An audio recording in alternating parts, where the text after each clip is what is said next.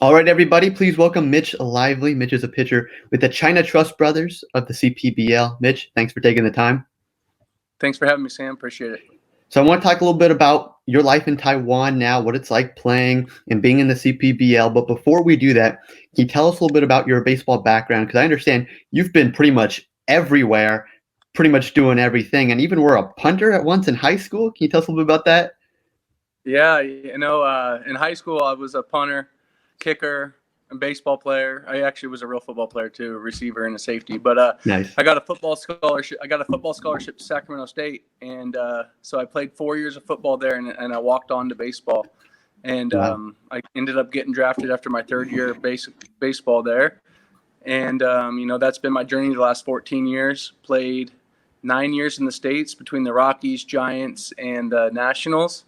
And then in 2015 went to Japan, played 1 year in Japan, and then after that I played 2 years in the Mexican Summer League, and then this is my third season here in Taiwan. So played a lot of baseball, and then not counting 9 years of winter ball between Venezuela and Mexico as well.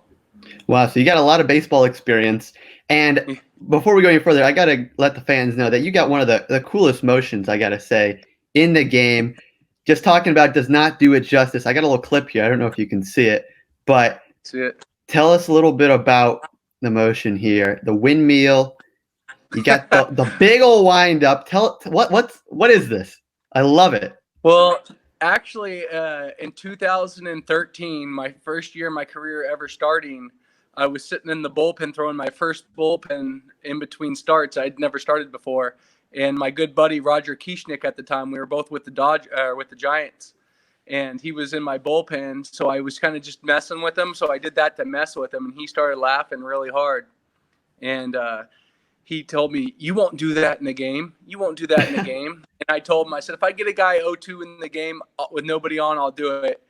And we were in Reno, Nevada, and I ended up getting a guy 0-2, and I looked back at him in right field, and he's like, "Do it, do it." So I did the windup, and I ended up throwing the ball probably about 2 miles an hour harder than I normally do, and struck the guy out, and everybody just lost it. And so it's something I just started doing because, at first it was funny, but realistically, it gave me a little bit of an advantage throwing harder. I was able to throw 2 miles an hour harder out of it. Wow, so it came about on a dare from the bullpen. That's how the motion came about. I love that. I love that story.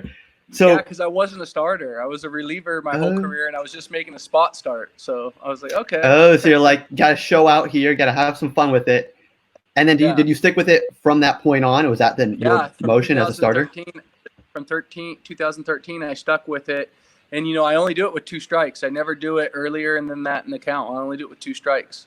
So you bring it on. And would you ever do it with runners on base? Maybe second and third? I can't. They would steal home on me every time. So now talking about moving into the CPBL, it's your first year in the league. What were your expectations coming in? Oh, and you mean in my first year? Yeah, in your first league coming over. What was your expectations like, and how's it been since then? I didn't know much about the league. I just knew there was a league here, and 4 teams. I thought, oh, it's only 4 teams. It's going to be, it couldn't be that hard. It couldn't be that competitive. How hard is it going to be? But then getting over here and actually playing against these hitters and, playing in this league when there's actually fans there, it's an energy that you've never experienced. It's nonstop cheering. They never are booing you, but the hitters here are really good hitters. I would put them to the equivalent of really good AA to AAA hitters. And, they can really hit, and they just grind out at bats against you, foul balls, and you'll throw that really good pitch you normally would be able to put a guy away with, and then he fouls it off, and then he'll wait for that mistake, and then he'll hit a double in the gap. So the hitters here are really talented, and the other advantage for them is I don't know how many times in a season you face a guy 40, 50 times, but in this league you do that. You're facing a guy. I had 1 month where I faced only one team in my first year, and that was the Monkeys, who's in this league's the best hitting. Their average is about 40 to 50 points higher than any other team. But to face that one team that many times, was really difficult. You have to evolve as a pitcher and learn how to use different pitches and change speed. So I feel like this league has really helped me as a pitcher become a true pitcher. As I was going to ask, is that an adjustment for you as a pitcher? Do you have to do different things? You have to get more creative, maybe, with the motion and the pitches because the same lineup is seeing you so many times. Yeah, I mean, you have to go into every. I don't know as far as pitch motion, but definitely as far as like pitches, learning. Hey, I got to throw this one back foot or this pitch, or really be conscious of how you pitched them the game before, because they're looking at their scouting report. They have their TrackMan. They have everything on you, so you have to have Plan A. And as soon as Plan A is not working, you better be able to switch to Plan B, because this. I don't know if you guys have been watching the games, but the game could be changed in one inning here. Mm-hmm. You're not gonna see very many 2-1, 3-2 ball games in this league. It just doesn't happen. You try to avoid that big crooked number inning in this league, and it happens fast. I can imagine as a pitcher, that's might be a little bit of a bummer that they're so good and that you see them so often. So yeah. But now with like everyday life, you've experienced both pre-COVID and currently COVID life. What is your life with the ballpark and going out? Do you just pretty much hang out at your place? Do you check out the city? I know you've been in the league for a little bit, so you've had maybe more time, but what's your whole life like over there? I mean, before it was you can go anywhere you want, do anything you want. It was amazing food. You can anything you want, you can get here.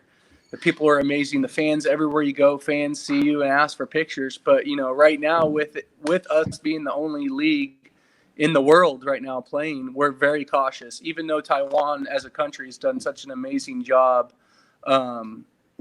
closing the borders and taking care of this whole epidemic, they've handled it better than any country in the world. But the league has also stepped up in a big way. They've closed the stadium to fans. When we walk in, every player's check temperature, every camera guy, every cheerleader, everybody walks in has to go through a certain quarantine process of hands and temperature. And because if one player gets it, or one person that works in the league gets it, the league's going to be shut down. And that's going to be that's a bad thing for the league, but more importantly for the world at this point. So they're doing a very good job. And there's been no cases for the past couple of days, I understand. So you guys are looking pretty good. Before that, they were on 4 days, and then a Navy ship came in from some other country, and 22 people got, but they were quarantined on it, and it's been good for the last 5 days. So hopefully it can continue, and we can open up these stadiums back up. Yeah, overall, the league's been very proactive, and one of the biggest things is now no fans in attendance. That's something that leagues in the States are looking at. But one thing that one of the teams in the CPBL is doing is the robot fans and the mannequin fans. I know you're hurt right now, but can you tell us a little bit about what your experience has been like seeing these cardboard cutouts just in the stands? Do you kind of any of them heckle you? What's going on? I've had my friends actually, hey, how do we get to buy? Can we purchase one of those cutouts? We want to get one of us to go out in the outfield and support you. I'm like, what? So you can catch a home run ball off me? But what I love is I don't know if you've seen the robot drummers. Yes, for Those Rakuten. are my favorite things of all time. And then also watching the games is watching the cheerleaders cheer to nobody. You think they would face the field, but really they still they don't. Like they're cheering to the stands. It's pretty funny. Yeah. Go ahead. Yeah. Sorry. Well, I was just gonna say, what's the cheerleaders like there? Because I understand they have a lot of dances, and it's a whole different culture the way baseball is played and experienced. I mean the dances that you see those cheerleaders doing, all the fans, they're actually like they're leading the dances, and the fans do those dances as well during the game. Mm-hmm. So instead of having walkout songs like we do in the States, a hitter will have us walkout songs and turn it off. Each hitter has a walkout cheer and song that goes with that specific hitter. And so all the fans know it, and they're doing it the whole time that guy's in at bat. And they also have like rally songs. So if it's a rally going, that they have, each team has their own rally song and dance, and it's unbelievable. It's the whole game. And the one thing you can't see here is how hot and humid it is here. Oh wow! And those fans do it all game long. Like they don't leave. They're getting more of a workout than you are some days. Yeah, I think some of the fans don't even like baseball. I think they just like to cheer and dance, so they come to Just do that. I mean, it's a I giant seriously, party. yeah, it's awesome. That's pretty cool. And I wanted to ask too about the food and the culture overall now transitioning into what you're eating. Is there any food that you've had a chance that you like now love that as you've spent your time overseas? And is there one food maybe that you miss kind of here in the States? You know, you can get anything you want out here. You can get Latin food, you can get Cuban food, Japanese, Chinese. I mean, I love sushi, so out here it's perfect for me. I can There get you go. sushi. I get sushi all the time. I can get ramen. Ramen's one of my favorite, probably. But as far as things I miss, not really. I would say a good deli sandwich, honestly. No. Like from a local deli, like a good deli sandwich is probably the Turkey only or thing I ham? miss. What's your go-to meat? Probably like a meatball, like a good Ooh, meatball, I like or that. even like a ham, with avocado and stuff like that. You're making me But hungry. yeah, that's probably the only thing I miss because you can get the pizza, you can get the hamburgers, you can get the wings, you can get everything else the pastas and everything. Hmm. So, but a good deli sandwich is pretty hard to come around here. And let me ask you too now about your teammates. You ever go out with them? I know you've been almost now a veteran in the league. What's that like? Is there a language barrier? Do you just hang out with the foreign guys from America? What's the team standpoint like? Yeah.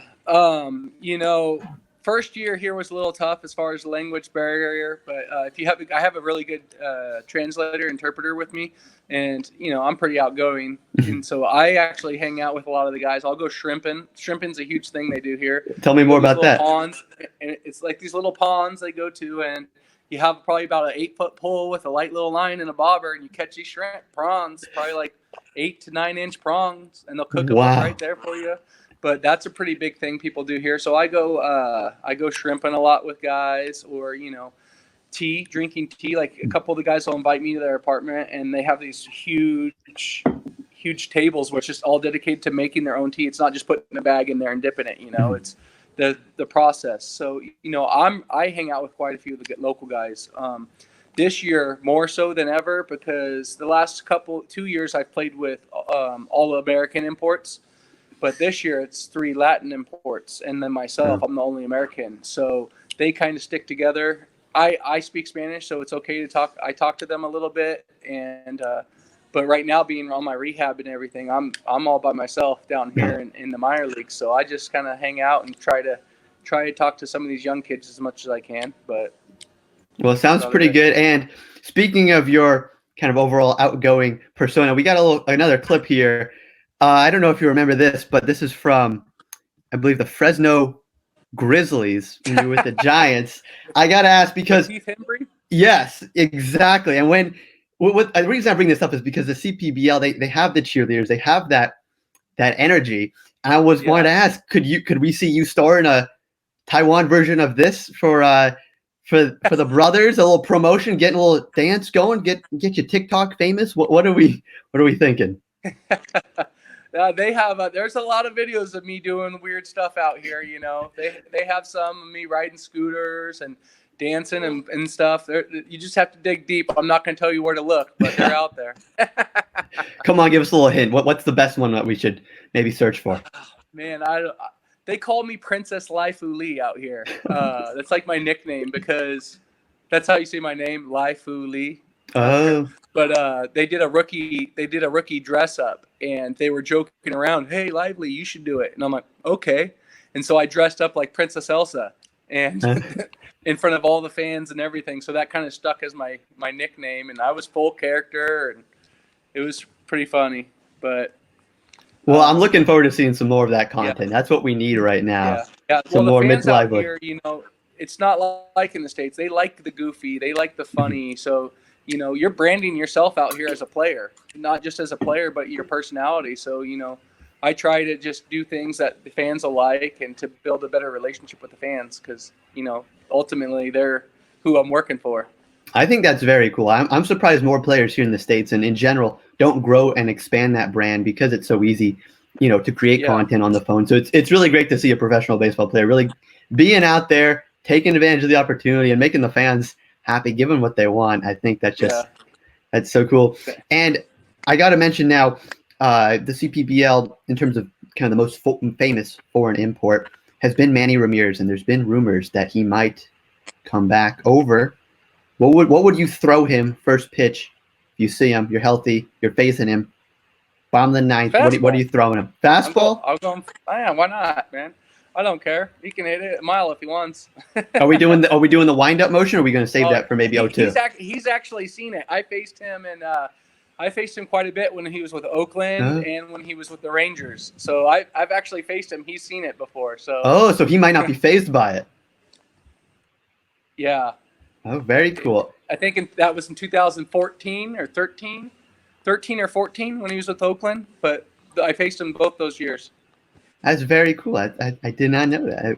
Well, I'm looking forward to hopefully seeing another matchup between you two. I think that'd be very entertaining with emotions and all. So I really hope all the fans out there are enjoying the baseball out here. I know it's not, the big leagues, and it's never going to be the equivalent of the big leagues, but it is a fun and entertaining league. And as you guys have seen, no lead is ever safe. Exactly. They're high scoring games, but they're entertaining and fun, and they're even better in person. Honestly, my son, when my wife and son are out here, he loves the games. He loves the dancing and everything about it. And speaking of fans watching the games, it's tough to have no fans in the stands right now, but there has been maybe rumors that someone like ESPN or Fox or DAZN might pick up the broadcasting rights. If they wanted to then move the start time to make it align with Eastern time, could you be okay with moving your pitching regimen to pitching in 8 a.m. or I don't know, 10 at night? We've asked a lot of guys this, and they said no, but I want to get your take. I don't think so, because it is so hot here. There's no way. Like, it's not quite there yet, but in another 3 weeks, it's miserable hot here, and you don't want to be playing in the middle of the day. It's just miserable. I don't think, and just the culture here, I don't even think they wake up till noon at 1 o'clock. So, I don't think it would work. I don't think they'd want to do that. But it would be awesome if ESPN can get out here. It would be great for the league. This is already great for the league. When I tell people, oh yeah, I play in Taiwan. I've been in Taiwan. Oh really? How's China? You play in China? I'm like, no, Taiwan. Oh, I love Thai food. I'm like, no, Taiwan, not Thailand. But it's great. And speaking of the broadcasting, actually on the 5th, I'll be broadcasting the Brothers game. Whoa, no way. So that's pretty cool. That's on 11 Sports? Yeah. I think 11 Sports. 11 Sports, they're doing the game, and they're doing an English link, and they asked me if I would come on the first game they do and help out. So I'm going to help broadcast it since I'm not playing right now. I like that. Are you going to have you been practicing your Joe Buck impersonation? What's the style are we going to see? Or are we going to get a lot of anecdotes maybe? I think I'm just going to, try to make it easy for the fans. Like, a lot of the names out here are really hard to say, and maybe just especially for my teammates, maybe explain like, hey, this is this guy's nickname. This is what I call him or whatever. That way they can be like, oh, number 9 instead of Wong. You can be like, hey, his name's Stick because he's so skinny, like they can be like, oh, that's Stick hitting, or that's Jame, or the name that I call people. It would make it a little bit easier. And then also maybe just explain as a pitcher in the league, be able to explain why guys or why things are played this way, or, what the thinking is in the league. Because it is a little bit different pace and a little bit different, play. Everything about it's a little different, It's a real hitter-friendly league. Yeah, and can't the games go on pretty long, too? I know we got some pretty close to some 12-inning draws recently. Yeah, last night, actually, our game was 12. It was 12 innings. They won in, it was like 9-8 or 10-9. Or I stopped watching after the 10th because I'm rehabbing right now, so I have to wake up early. So I went to bed. Got to get the rest. Yeah. Well, Mitch, thanks for taking the time. Really appreciate it. Looking forward to catching you on 11 Sports May 5th. Is that correct? Are you going to be in the booth solo, or what's the plan? Yeah, no, I'm going to be with 2 other people, I think. An interpreter that wanted to do it, and then another guy, I don't know who it is. He's a Taiwanese guy. So great. Well, I'm looking give my input. Well, I'm looking forward to it either way. And yeah, just really appreciate you doing this. The best of luck this season. Hopefully you get healthy very soon, and hope you stay healthy and safe. Thanks, Sam. I appreciate you having me on the show.